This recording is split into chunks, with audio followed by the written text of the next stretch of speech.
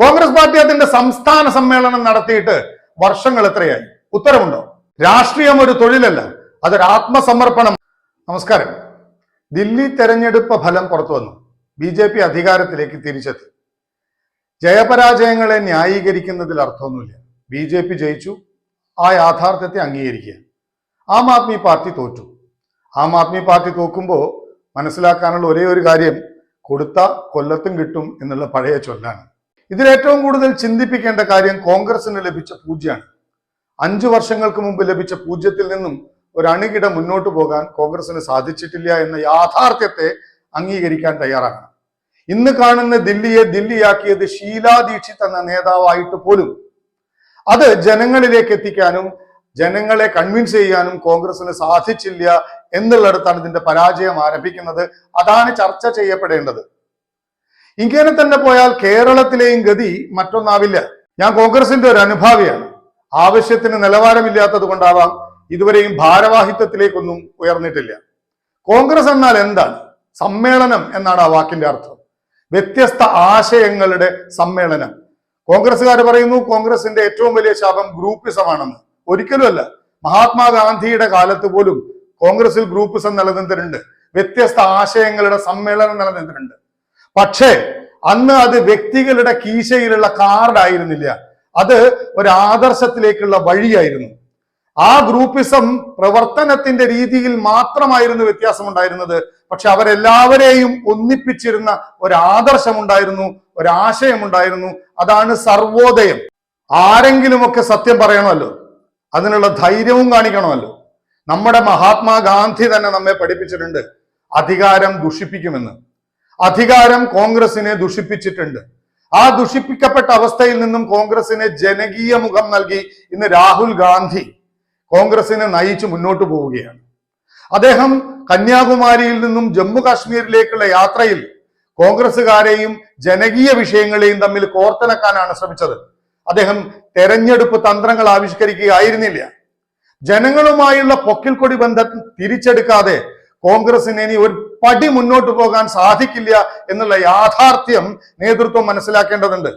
Indian national കോൺഗ്രസിനെ ഇനി മുന്നോട്ട് കൊണ്ടുപോകണമെങ്കിൽ ആശയ അടിത്തറയും സാധാരണ പ്രവർത്തകർക്കിടയിലുള്ള കൃത്യമായ മതിപ്പും ഉണ്ടാക്കിയെടുക്കേണ്ടതുണ്ട്. അതാണ് പച്ചയായ യാഥാർത്ഥ്യം. രാഹുൽ ഗാന്ധിയെ രാജകുമാരനെ പോലെ ഉയർത്തി സോഷ്യൽ മീഡിയ പോസ്റ്റുകൾ ഇടുന്നതിന് പകരം രാഹുൽ ഗാന്ധി പറയുന്ന രാഷ്ട്രീയ ആദർശത്തെ മനസ്സിലാക്കി ജനങ്ങൾക്കിടയിലേക്ക് ചെന്ന് പ്രവർത്തിക്കുകയാണ് നമ്മൾ ചെയ്യേണ്ട കാര്യം. ഇന്ത്യൻ നാഷണൽ കോൺഗ്രസിന്റെ ഭരണഘടന പഠിച്ചവർക്കറിയാം, ഒരു ഇന്ത്യൻ നാഷണൽ കോൺഗ്രസ്സുകാരന്റെ ഏറ്റവും പ്രധാനപ്പെട്ട ഉത്തരവാദിത്തം മഹാത്മാഗാന്ധിയുടെ കൺസ്ട്രക്റ്റീവ് പ്രോഗ്രാം നടപ്പിലാക്കുക എന്നുള്ളതാണ്. ആ കൺസ്ട്രക്റ്റീവ് പ്രോഗ്രാം നടപ്പിലാക്കാൻ നിയോഗിക്കപ്പെട്ട സേവാദളിന്റെ ജോലി ഇന്ന് എന്താണ്? നേതാക്കന്മാര് വരുമ്പോ സല്യൂട്ട് ചെയ്യുക, അവർക്ക് ചായ എത്തിച്ചു കൊടുക്കുക. എന്താ ദുർഗതി അല്ലെ? നിരന്തരമായ പ്രത്യയശാസ്ത്ര ക്ലാസുകളും ക്യാമ്പുകളും കൺവെൻഷനുകളും സെമിനാറുകളും ഒക്കെ ആയിരുന്നു കോൺഗ്രസിന്റെ ഏറ്റവും പ്രധാനപ്പെട്ട ആശയ അടിത്തറയ്ക്ക് വേണ്ടിയുള്ള പ്രവർത്തനങ്ങൾ. ഇന്ന് അത് ഇവിടെ നടക്കുന്നുണ്ട്. സാധാരണ നിലയിലെ ബൂത്ത് തലത്തിലെ ഭാരവാഹികൾക്ക് പോലും പ്രാദേശികവും അന്തർദേശീയവും അന്താരാഷ്ട്രപരവുമായിട്ടുള്ള വിഷയങ്ങളിൽ പാർട്ടിയുടെ നിലപാട് കൃത്യമായി പറയാൻ കഴിയുന്ന ഒരു കാലം ഉണ്ടായിരുന്നു.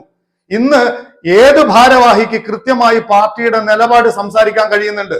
ഈ ക്ലാസുകളും ക്യാമ്പുകളും കൺവെൻഷനുകളും ഇന്ന് എവിടെയുണ്ട്? ആഭ്യന്തര ജനാധിപത്യം ഇല്ല എങ്കിൽ പിന്നെ എന്ത് കോൺഗ്രസ്? നമ്മുടെ ഭാരവാഹികളെ നമുക്ക് തെരഞ്ഞെടുക്കാൻ കഴിയണം. ജനകീയമായിട്ടുള്ള തെരഞ്ഞെടുപ്പിലൂടെ, കോൺഗ്രസുകാർക്കിടയിൽ നടക്കുന്ന തെരഞ്ഞെടുപ്പുകളിലൂടെ ഏറ്റവും ജനകീയനായിട്ടുള്ള നേതാവിനെ കണ്ടെത്തി അവനെ നേതൃത്വം ഏൽപ്പിച്ചാൽ തീരുന്ന പ്രശ്നം മാത്രമേ ഇന്ന് ഇന്ത്യൻ നാഷണൽ കോൺഗ്രസിനുള്ളൂ. ഇതിന് നേതൃത്വം തയ്യാറാകേണ്ടതുണ്ട്. അല്ല എങ്കിൽ തങ്ങളുടെ കാലിന്റെ അടിയിൽ നിന്നും മുഴുവൻ മണ്ണും ഒഴുകിപ്പോയതിനു ശേഷം മാത്രമേ നിങ്ങൾക്ക് ഈ യാഥാർത്ഥ്യം മനസ്സിലാവൂ. എഴുത്തുകാരെയും ബുദ്ധിജീവികളെയും കലാകാരന്മാരെയും ഒക്കെ ഒരു കുടക്കീഴിൽ കോൺഗ്രസ് അണിനിരത്തിയ ഒരു കാലമുണ്ടായിരുന്നു. ഇന്ന് കലാകാരന്മാരും എഴുത്തുകാരും ബുദ്ധിജീവികളും കോൺഗ്രസിൽ നിന്ന് ഓരോ നിമിഷവും അകന്നകന്നു പോവുകയാണ്. ഇവരെ തൃപ്തിപ്പെടുത്താൻ ആവശ്യമായ സദസ്സുകൾ സൃഷ്ടിക്കുന്നതിൽ കോൺഗ്രസ് എന്ത് ചെയ്യുന്നു? ഞാൻ പറഞ്ഞല്ലോ, ഞാനൊരു അഭിമാനിയായ കോൺഗ്രസ്സുകാരനാണ്. എന്റെ രക്തത്തിൽ ഒഴുകുന്നത് കോൺഗ്രസ് രക്തമാണ്. ഇന്ത്യൻ രാജ്യത്തെ, ഇന്ത്യ എന്ന സംസ്കാരത്തെ, ഇന്ത്യ എന്ന ജനാധിപത്യ സോഷ്യലിസ്റ്റ് ആശയത്തെ നിലനിർത്താൻ ഈ വർഗീയ കക്ഷികളിൽ നിന്നും മുതലാളിത്തത്തിൽ നിന്നും രക്ഷിക്കാൻ ഇന്ത്യൻ നാഷണൽ കോൺഗ്രസിന് മാത്രമേ കഴിയൂ എന്ന പൂർണ്ണ വിശ്വാസവും ബോധ്യവും എനിക്കുണ്ട്.